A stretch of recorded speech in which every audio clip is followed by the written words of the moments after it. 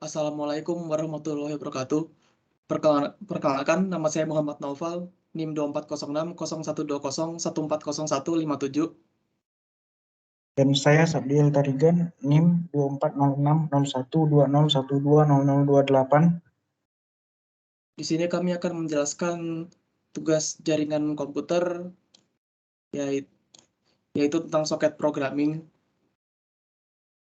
Oke, yang pertama adalah pengertian soket programming. Soket programming adalah pemrograman yang menggunakan soket. Soket ini adalah sejenis tunnel atau terowongan yang dapat digunakan untuk berkomunikasi bolak-balik atau bertukar arah. Untuk dua transport service, ada dua jenis tipe soket. Yang pertama yaitu TCP atau IP atau Transmission Control Protocol atau Internet Protocol adalah bahasa komunikasi dasar atau protokol internet. Dan yang kedua ada UDP atau User Datagram Protocol adalah protokol yang digunakan dalam transport layer pada OSI model. Next. Baru yang pertama itu UDP. Ciri-cirinya itu connectionless.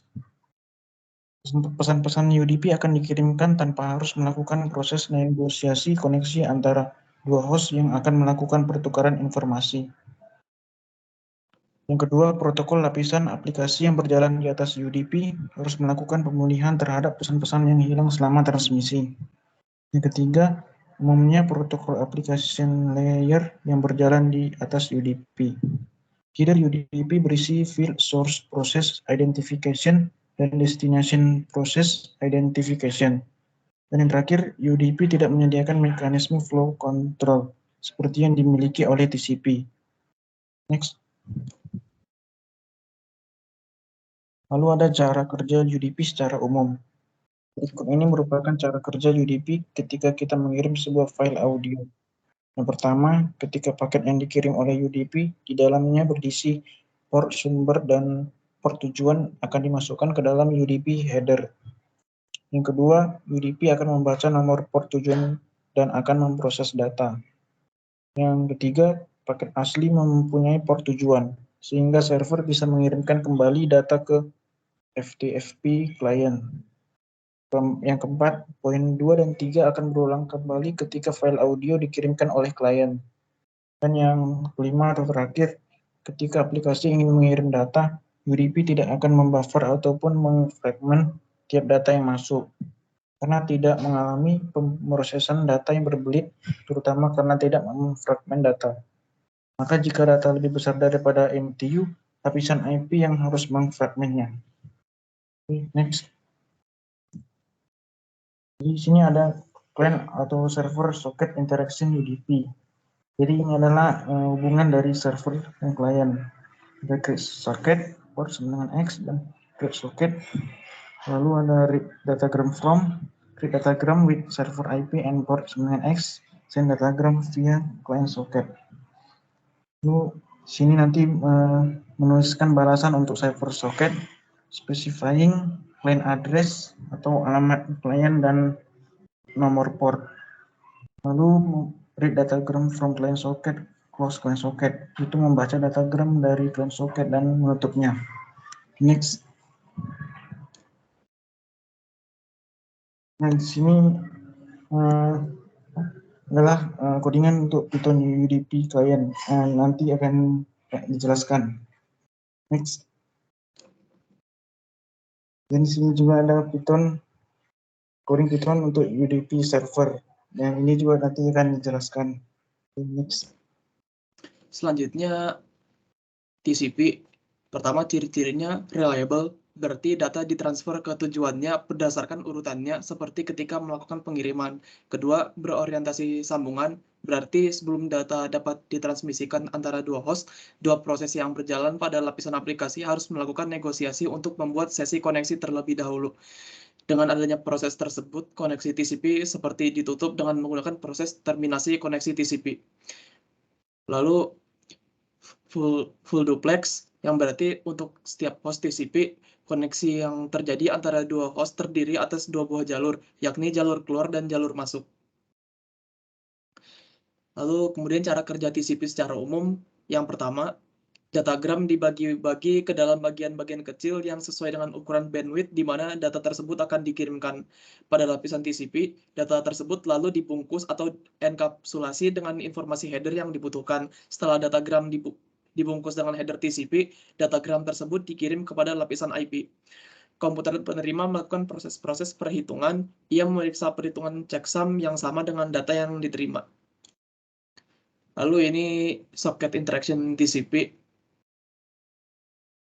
Yang pertama, pada server create socket port 9X for incoming request server socket. Lalu server nunggu request koneksi dari klien, kemudian klien send. Kemudian pada klien create socket connect to host ID port 9X, lalu send request menggunakan client socket.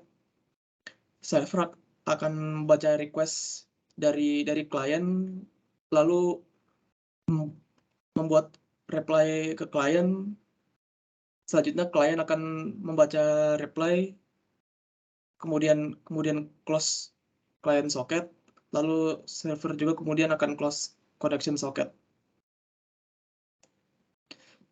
Ini contoh kode klien TCP. Lalu selanjutnya ini contoh kode server TCP.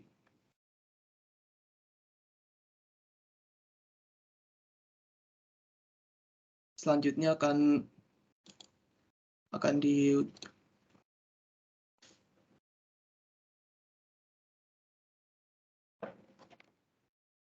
dicontohkan yang terlebih dahulu.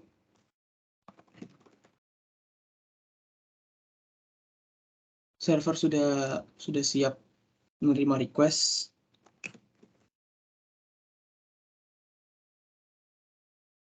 Klien sudah berjalan, kemudian saya input nama dan NIM saya.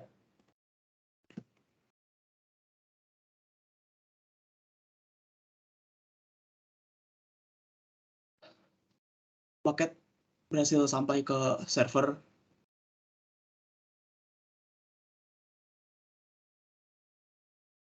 Selanjutnya yang UDP.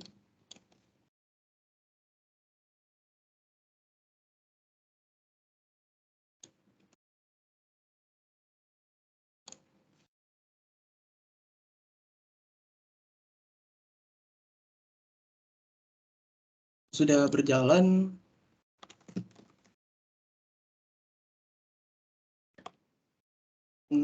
Kalian sudah siap.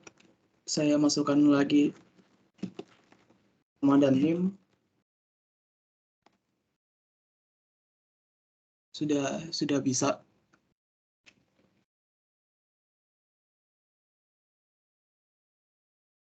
Untuk kodenya yang pertama UDP.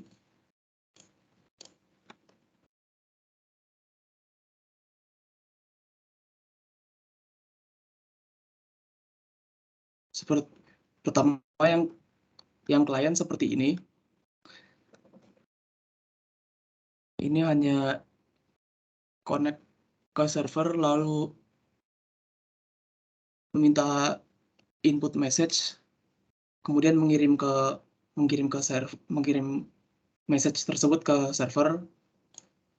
Pada server kemudian diterima lalu di decode.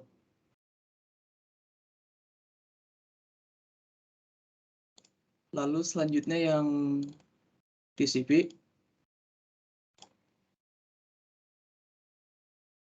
Pada kliennya menyalakan klien, lalu connect ke server, kemudian menginput message, selanjutnya di encode dan dikirim ke server. Lalu pada server diterima, kemudian message tersebut di decode lalu ditampilkan.